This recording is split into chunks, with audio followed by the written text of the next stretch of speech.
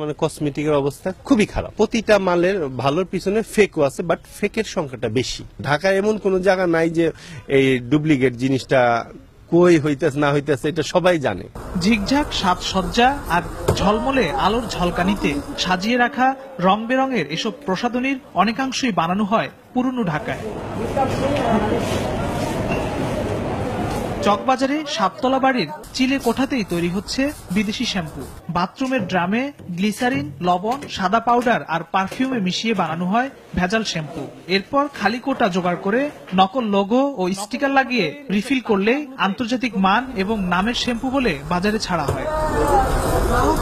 Half Pantene Haden এগুলো Sunsilk তেল আর powder দেয় আর লবণ দেয়, তারপরে এগুলায় ভরে। এগুলা 320 করে দিই আমরা। রমজান আছে, আরিফ আছে, এগুলো ই করে দেয়, ট্রান্সফারে পাঠায় দেয়। শুনতে নকলেই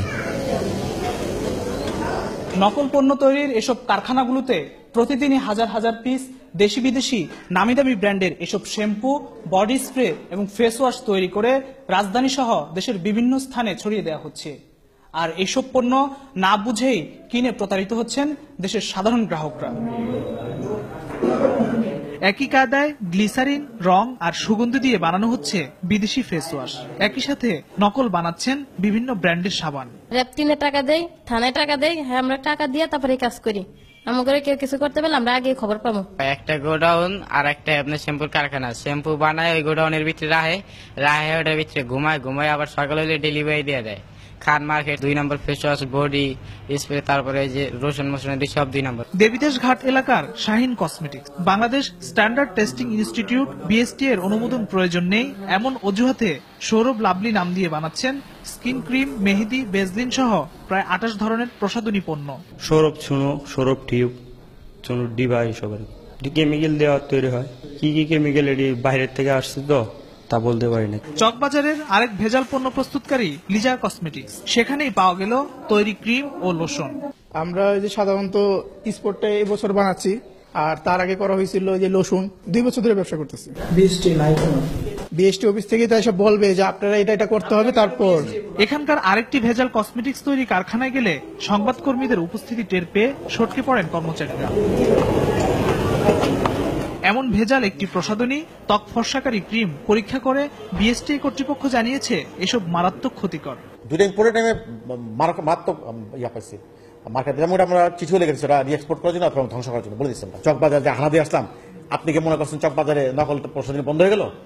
আবার তো আরেকদিন পাওয়া যাবে। দেখো জিরো লেভেল আনাও, তারপরে শুধু মোবাইল কোড আর সার্ভেলেন্স করা আর টেস্টিং করাই যে সবকিছুতে জিরো লেভেল আসবে, নৈতিকতার ব্যাপার আছে একটা, যে যাতে মানুষ প্রতারিত কম হয় এবং প্রতারিত জিরো করার চেষ্টা করাটা মানে ডিফিকাল্ট, বা জিরো করতে পারবো না। প্রায় একই কথা জানিয়েছেন বিশেষজ্ঞরা।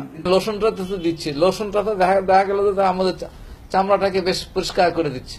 সেটা যদি অ্যাকচুয়ালি বিষাক্ত হয়ে থাকে, এবং অনেক ক্ষেত্রে লেড, মার্কারি এগুলা খুব বিষাক্ত, ফুসফুসকে নষ্ট করে দিতে পারে। দেখা যায় যে আপনার জন্ম যেটা বিকলাঙ্গ শিশু হতে পারে। আইন শৃঙ্খলা রক্ষাকারী বাহিনী বলছে তারা এসব ভেজাল বন্ধের চেষ্টা করছেন। ভ্রাম্যমাণ আদালতের মাধ্যমে কিন্তু সংশ্লিষ্ট কর্তৃপক্ষ এই সমস্ত অভিযানগুলি পরিচালনা করছে। তারপরও আসলে এইটা বেশ কিছু অসাধু ব্যবসায়ের কারণে একদম পুরোপুরি নিয়ন্ত্রণে আনা যাচ্ছে না। তো আমরা চেষ্টা করছি যাতে করে এই ধরনের নকল কসমেটিক্স বা ভেজাল কসমেটিক্স কেউ বাজারে আনতে না পারে বা বিক্রি করতে না পারে। এক্ষেত্রে তথ্য দিয়ে সহায়তা করার অনুরোধ জানিয়েছেন এই ম্যাজিস্ট্রেট।